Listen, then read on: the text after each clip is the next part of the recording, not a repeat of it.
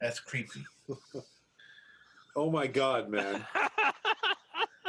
Tell me talks. Wow. Is this something you tried at one time, like ventriloquism? This is something that you were past, like a side career hope of yours that you had going, or is that why you own this doll? Yes.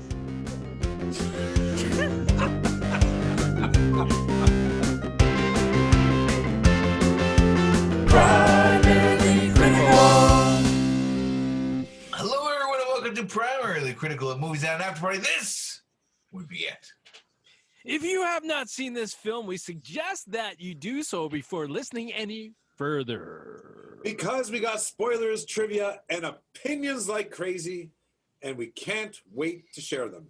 Good, bad, new, old, weird, or gross. We pass judgment on them all. Today!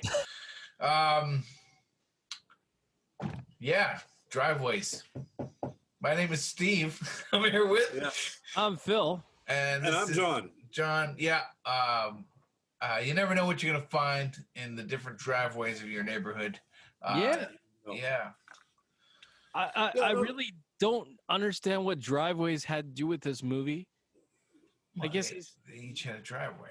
Yeah, sure, okay. But Okay, go ahead. Go ahead. Well, my wife came up with a theory of this, and I don't know if I'm buying it, but it's a theory because it is a good question. Why is this movie called Driveways? Right? Driveways are where people come and go from, right? Yes. And we've got a coming and going in life here. Yeah. Good point. Right? Maybe I don't know. This is right. The boy is coming into life, and the other guy is leaving life. He's so. He's checking out.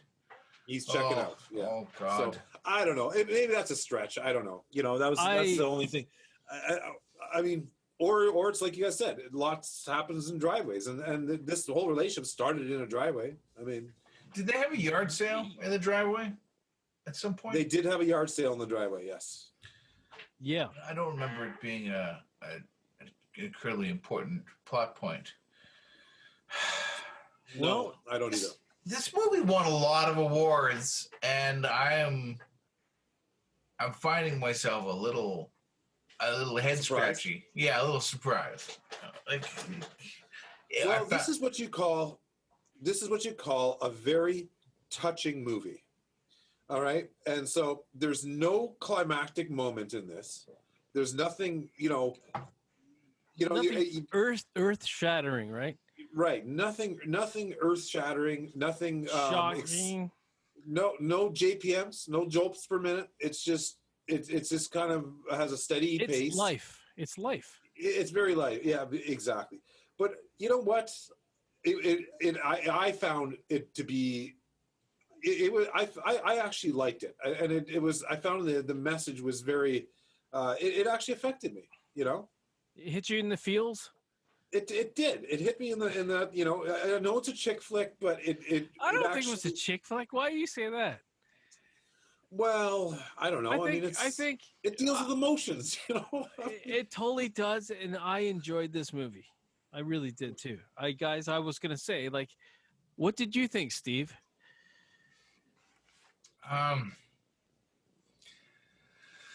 Well, don't tell me it seemed like it was by this. It was trying to too hard. Trying to preach two different things at the same time. Seize the day, and also don't be a dead horse. Now, you lost me here. Seize the day, and don't be. Elaborate on both of those because I'm not quite following you.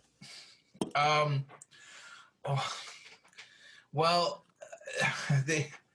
I wish I could explain it. I wrote it down. Obviously, I knew what I was talking about then. Who's seizing the day? Like, where's the message of seize the day in this? Well, the old guy.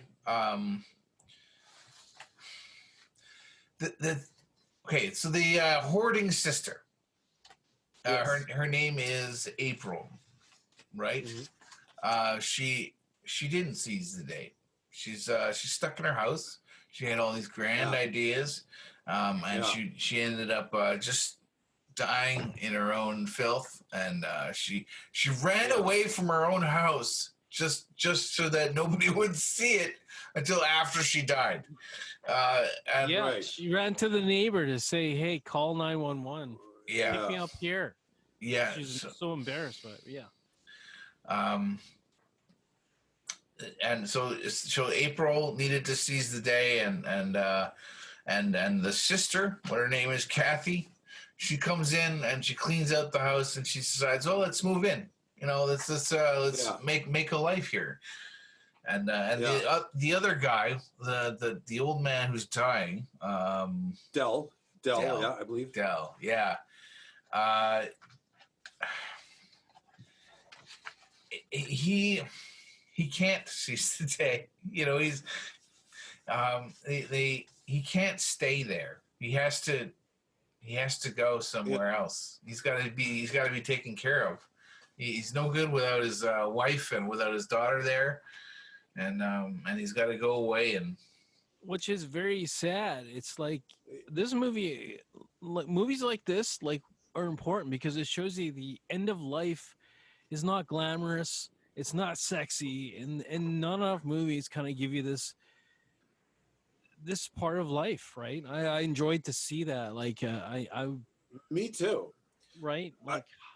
I actually, the thing what I found out this movie is at the end of it, I really was thankful for the people I have in my life, and I was really thankful for I wanted to hug my wife. I just tell her how much I loved her, because it's just you forget how important these people are, right? You take them for granted, your family, your friends, all that. Yeah, you take them for granted, and a movie like this reminds you that it's not always going to be. And watching this old guy, living without his wife. Yeah.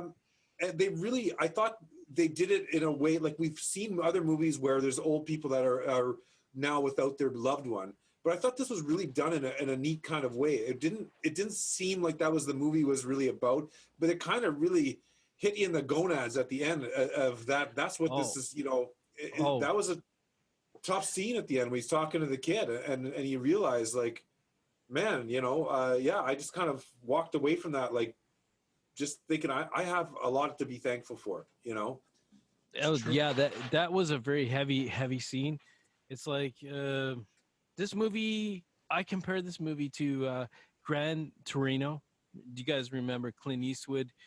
I like had Gran comparisons. Gran Torino. Yeah. Sorry. Yeah. I don't think I've ever seen it, so I can't comment. Well, it's similar thing where he eventually he's old. He lost his wife. He's gonna eventually have to go to a care home of some sort, nursing home.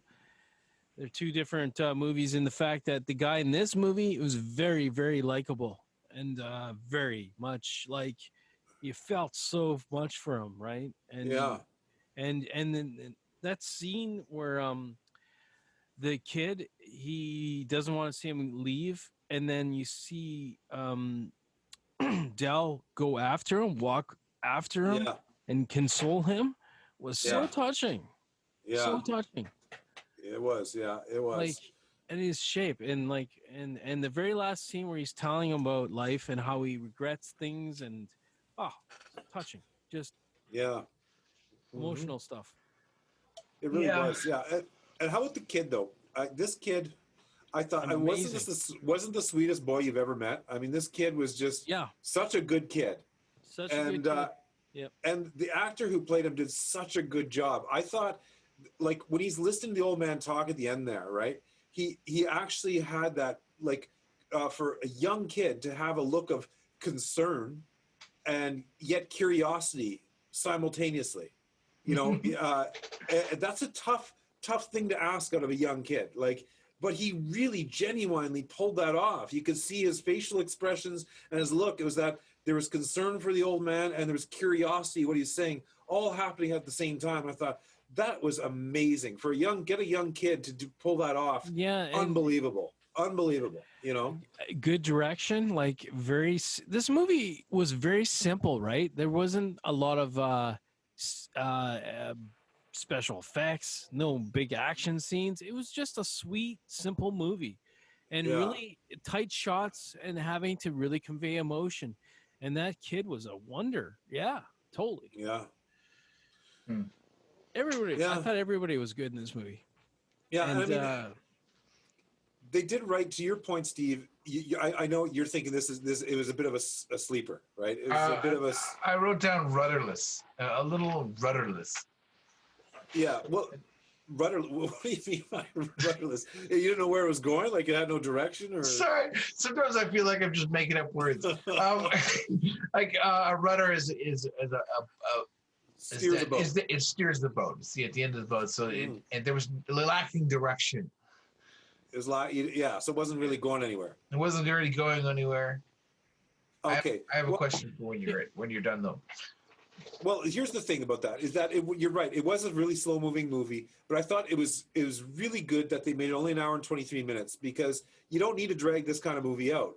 You know, this is that they did enough time, I felt, to capture the emotional thing that they were going for, and they ended it on that really touching note.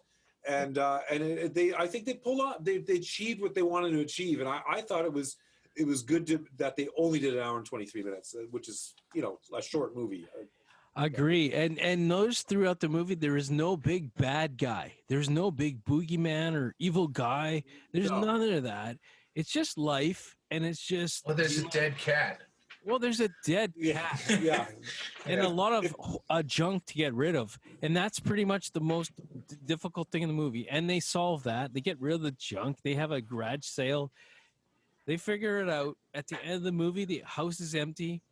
And it's just the two of them. And that was, you know, the boy and the neighbor, the old guy, and touch it. There's a crazy neighbor lady with the psychotic grandkids. Kids. Yeah. They want to wrestle. Come on, let's wrestle. Yeah. Yeah. I thought that was going to go somewhere Let's more. go. It never really did, right? Yeah, no. I was thinking a good tagline that you could use for this movie is that Right. if you're wondering how to defend yourself against bullies, Yeah. try barfing. That is a good idea. Yes. But that was Huh? his issue throughout the movie, right? He said anytime he had to deal with the anxiety, he threw up or. Yeah, the mother and son had a really sweet relationship, like very Yeah. honest and open, and she didn't bullshit him, right? She And called him No. Professor. yeah, professor. And Mhm. didn't you like the occasional the movie overall felt sweet and like, and every so often there f-bomb, there would be a f-bomb. Yeah. Oh, and the Yeah. best one was my favorite was that when the old guy says you don't want to go over and talk to her, and she looks at him and goes, "Yeah, fuck her." Yeah, I love that. exactly. I thought that was great. You know? Exactly. I love that Yeah. about this movie. It seemed like a sweet movie, and all of a sudden some f-bombs. Yeah. Yeah. Why yeah, not? the mom was the surliest one. Yeah, she took no shit, right? She Yeah, took no yeah. shit. She's and her and their son have a very interesting Relationship. She's kind of the younger sister. She had a little. She lived through a bit of a wild period. And she calls her son the professor. You notice that? Yes. She calls She him did, the yes. professor. So is there a story behind that I missed? I didn't I catch don't know. that. Just a nickname that I think we don't. There's a you know, I just backstory. We don't know about that. We don't know about that. That is. This is a very well-made movie, but I'm not sure it's my cup of tea. Not your cup of tea. Not my Yeah. cup of tea. Well, yeah. I mean, hey, I wouldn't want to watch this kind of movie every time I watch a movie, but I'm glad there are movies like this out there. You know, especially after watching, like, I don't know, a movie like Green Inferno, for example. You know, Hey, it's wait. like. You gotta wait your turn. Oh, Talk about it. shots off the port bow. it's nice to cleanse. It's nice to cleanse your soul with a movie like this after something like that. You know, Yes. You know, it's just On a very somber note, the actor. Sorry, I got to point to the right guy. Brian Dennehy. He passed away shortly after this movie. Oh, I didn't even know that. And Well, he there's did- some trivia for you. Well, I don't know if it's in the trivia or not, but I just thought I'd mention that he did a wonderful job. There's not Yes. there's not enough movies showing the senior condition. You know what I mean? Yeah. Like You're right. the end of life is a story. We always are so fascinated and so worried about being young and showing Yeah. off that, but so on, you know. And Well, it's true, and in movies and all the mainstream stuff, it's all focusing on the of course, middle life people, right? Like because it doesn't make money to show the end of life, right? It's not It- sexy. this remind you just it's like Mrs. Palfrey at the Belmont or the Claremont. Remember that one? Yes, Oh, I do. yeah. Yeah. Yeah, same kind of thing. That was a movie that took some time to look inside the life of an old person, and once Good again, she was example. lonely, Great. and she found an unlikely friend in this young guy that and it's you can compare the two in a way. You can. And there's so many movies out there right now, Yeah. especially some of the ones that I like, where they take these old actors who are in their 70s and they Yeah. pretend to be young, right? And Yeah, it's like Sly Stallone and Arnold Schwarzenegger are out there pretending to be Yeah. young, and even Liam Neeson and Clint Yeah. Eastwood are still kicking ass and chewing bubblegum. All the Yeah. power to them, right? Because we're gonna live long, hopefully, right? We all want to live long, and but I would like to see more movies that actually deal with the subject matter and the stuff, because we're going to be old, and it's not that far away for us now, and I would like to be able to watch movies that actually deal with content matter that is relevant to me, and not just watch a bunch. Like, I don't know if you guys at this age now, there's so many movies I go out there and I'll start watching. I'm like, this is like for teenagers, yeah, just totally. really lost the zest for me now. I'm too old to be interested in that teenage crap anymore, right? And I'm thinking, well, maybe one day I'm going to be really old. I'm going to be looking at the stuff I think is great now. I think, I don't want to watch that, So I hope there is content that actually is relevant to my life as an old person. I think they should spend more time, making Absolutely. movies We more power to the seniors. Yes, exactly. I mean, Young people don't have to watch them, but they should be there. screw the young people. Screw them all. We're just losing half our fan base. Anyway, before I said seize the day or don't beat a dead horse, I read further into my notes that you can kind of see here. Oh, okay. And it says, is this about missed opportunities or is this about coping mechanisms? Or both. I mean, that's just an open question. Both. Sure. Both. I think it covers both those. There's missed opportunities and there's coping mechanisms that have, it depends which character you're looking at. I think there's both there. All right. Should we get into this? Well, actually, there is no trivia for this. Oh, ladies and right. gentlemen. I wasn't able to dig up anything on IMDb. Thank you very much, IMDb. Yeah. God. Really? So I grabbed these 4 tips for decluttering because I thought it was relevant to the movie. Tip number 1, start slow. Don't go through your home and throw everything into a dumpster at once. This may lead to strong feelings of regret and anxiety. Rather, go through one small space or collection each week. Oh Good my advice. God! How much time do they expect you to spend on cleaning your house each week? Probably the rest of your life. Jesus, yeah. Okay, well, handle objects only once. All right. I'm not saying Curb it's the good tendency- advice. Yeah, curb the tendency to put something aside for now.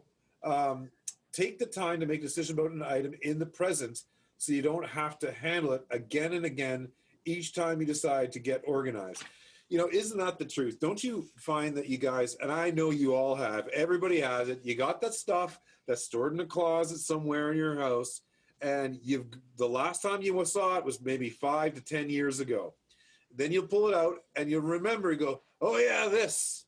And last time, 5 to 10 years ago, you'd done the exact same thing. You said, oh yeah, this, and you decided to keep it, right? and now you're going to be doing it 5 to 10 years later. You're going to do it again. You're gonna do it again. And again and again. And then you go, why am I going to keep this thing for the rest of my life only to go and see it every 5 to 10 years and decide that I want to keep it? Totally. Right? I'm with you. Make a decision. Yeah. Get rid of that thing. Get rid of that. You could be know? dead the next time you see that thing. That's Whatever. right. Yeah. Yes. Just toss it. Just get rid of it. Make a decision. And I find it's always those sentimental things, right? Like, and these are the tough ones, right? It's like oh, my mom made that for me, or, and now my mom's passed away, right? And so this might want to be the last things I have that my mom made for me, right? But what does that do? It just makes me have that feeling of guilt that I got to hand this item every 5 to 10 years. Not worth it. Toss it. Toss it. Toss it. Okay, Phil, right. Preach on, brother. Here I go. Scale down collections. If you keep all your childhood report cards, choose to save 1 to 2 and toss the rest. A great tip. Try framing or displaying one item from a collection so it's special, and then consign, donate, or recycle the rest. Yeah, you don't need all of it. You just need a good piece. I went through this whole thing when I had to move my parents' house or my mother to a new place.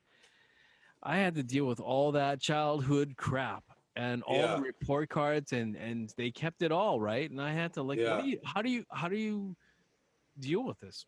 You just toss it, man. No, I kept a selection of things, and I tossed a lot. A lot. Yeah, But there's a Japanese philosophy. I don't know what it's called, but it's like where it's like you just get rid of everything and start over.